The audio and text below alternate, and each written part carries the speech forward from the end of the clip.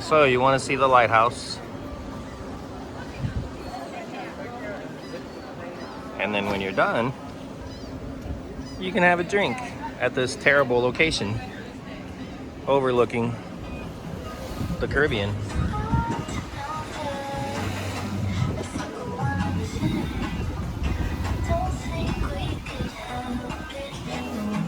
No es malo.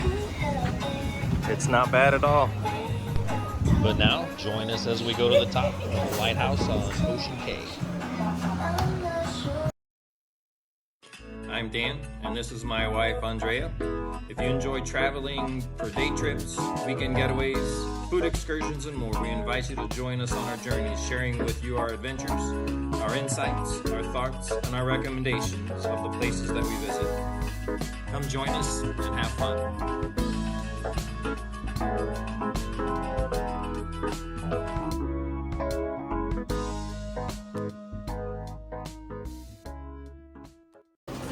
Good afternoon, everyone. How are you guys doing?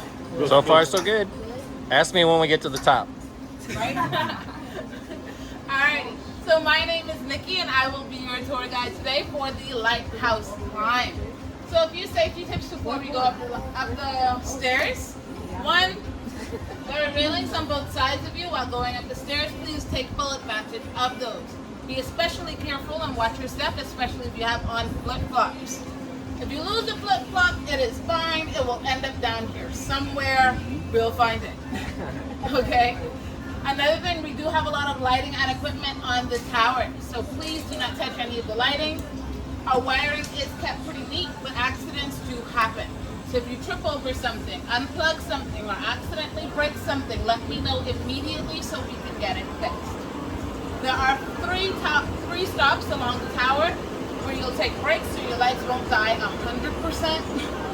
But you'll be able to walk around, take pictures, ask me questions. I'll give you guys a little bit of information about our island and my country. During that time, you catch a little breather. Any questions?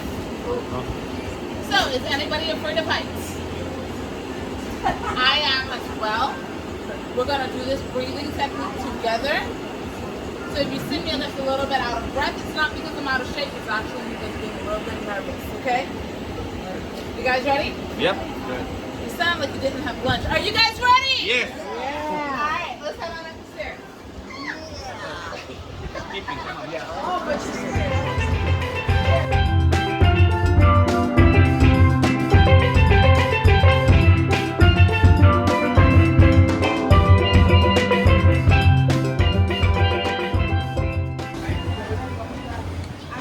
First stop of 3 stops along the way.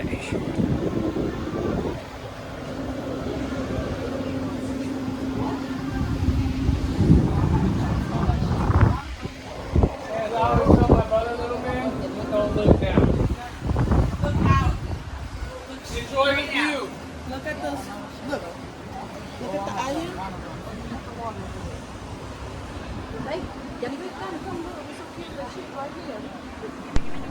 I have to say, this island has been a pleasant surprise. It's really a very pretty island.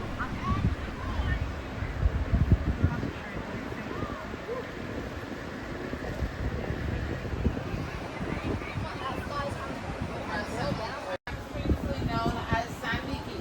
Can anybody guess why? Because of all the sand. Yes. So, the island was previously used for sand and aragonite mining. The sand dunes on this island were in fact so high you can see it all the way from the main island of Bimini, which is right over there on the horizon. You can see it when you lean over. Yeah. Cool.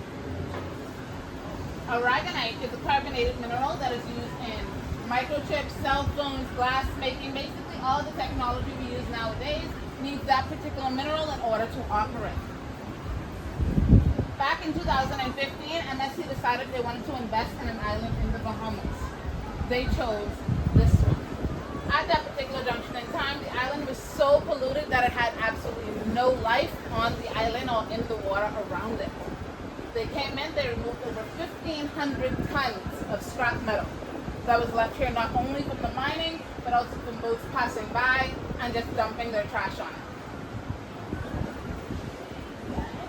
So MSC came in, they cleaned up the island. Of course, that sand had to go somewhere, so what they did was they created a small portion of the island to make it just a little bit bigger for you guys. That portion is called North Island. That is right beyond the bridge. It's just that little section on the other side of the bridge. Where the yacht club is? Yes. So they also pre-built buildings, dropped them off in the middle of the ocean somehow. Still waiting to find out how they did that one. But they also went a step further and decided to make the island a marine reserve. Currently, we work with a marine biologist that's Nick. His name is Owen O'Shea. He helped to create this thing called super coral. So, fun fact about coral: in its natural state, it takes 100 years to grow just a few inches. Super coral grows 25 times faster. They do that by taking out dead and decaying coral out of the ocean, breaking it up into micro fragments, treating it, and then replanting it in these coral nurseries that look like Christmas trees under the water. It gives it the perfect environment for it to thrive, and once it gets big enough, they plant it into the bottom. It's actually really cool, to the point that we have over 400 coral colonies all around the island now. So that's why the rumor of Atlantis is in the Well, that and the fact that we're on the edge of the Bermuda Triangle. Because I've heard that one from a couple Catholic buddies of mine. Most likely. It most likely is. We're also on the tongue of the ocean, so it's possible. True. So, because of all those coral reefs, our marine life has absolutely gone insane in the area. We have everything from manatees, manta rays, stingrays, eagle rays, about 7 different species of sharks, a wide variety of fish, a whole lot of turtles, and jellyfish of all sorts. We've even had a pod of sperm whales pass by, and we've had 2 separate sightings of juvenile whale sharks in our area. Whale shark. Yes. It's really cool. So we try to keep the island as eco-friendly as possible. We have everything on the island from solar power, that's where we get all of our power from. We get all of our water from reverse osmosis. All of our drinking water comes in those same little aluminum cans that you guys have that are recyclable. Anything on the island that we can't recycle, reduce, reuse, or compost, we do burn, but we try to limit that as much as possible. Any questions so far? How your legs feeling? Nice little quick warm up. Refreshed, ready to go. All right, let's head up to the next floor. No non-Bahamian entity is owned land in the Bahamas. And when I say no non-Bahamian entity, it's because it's extremely difficult for anyone who isn't local or has permanent residence to buy land. So MSC actually has a 99-year lease with our government for this island. But they didn't only get this island in their deal. They also got Browns Key, which is right over there, and the island directly behind it. Browns Key is where you would go to do your shipwreck excursion. No, we didn't put the ship there. It actually crashed back in the late 1900s due to some bad weather. In fact, you can still see the hull of the ship on the right-hand side. It looks like a canoe right beyond the waves.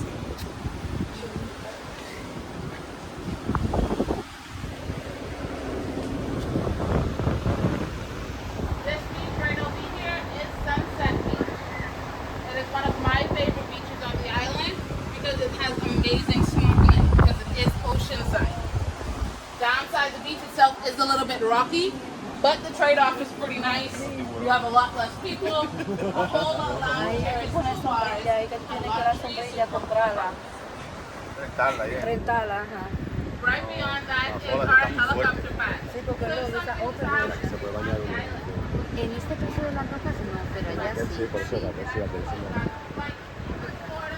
65 miles. Yes, definitely close enough.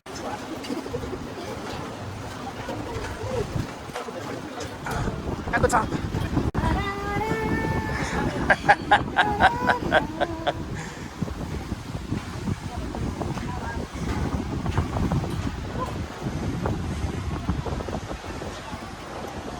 It's a light. On luz. Alright guys, congratulations. You managed to become the tallest lighthouse in the Bahamas.